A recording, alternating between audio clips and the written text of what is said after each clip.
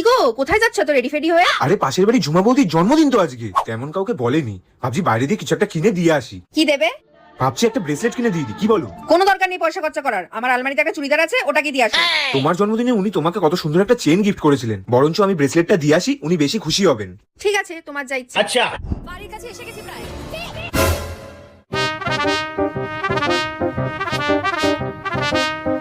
কি দিয়েছো ব্রেসলেট? হ্যাঁ দিয়ে এসছি। তাহলে তোমার মুখটা এরকম বাংলার পাঁচের মতন হয়ে আছে কেন? আরে ব্রেসলেটটা যখন আমি ওনাকে দিতে যাই, উনি বলেন যেই হাত দিয়ে ব্রেসলেটটা আমার জন্য নিয়ে এসছো সেই হাত দিয়ে পরিয়েও দাও। আমি জানতাম সভাপতি সব চরিত্র ভালো না, পরপুরুষ দেখলেই গায়ে ঢলে পড়ে। আমি তো তোমাকে বলেছিলাম আলমারিতে চুড়িদারটা আছে, ওটাই দিয়ে দাও। এটাই তো অনেক বড় ভুল হয়ে গেল। তোমার কথাটা শোনা উচিত ছিল। তোমার কথা শুনে যদি চুড়িদারটা দিয়ে দিতাম, আর তখনও ঝুমা বৌদি এই কথাটাই বলতো। হ্যাঁ কি বলছো? হ্যাঁ না, বলছিলাম তোমার কথাটা শোনা উচিত ছিল।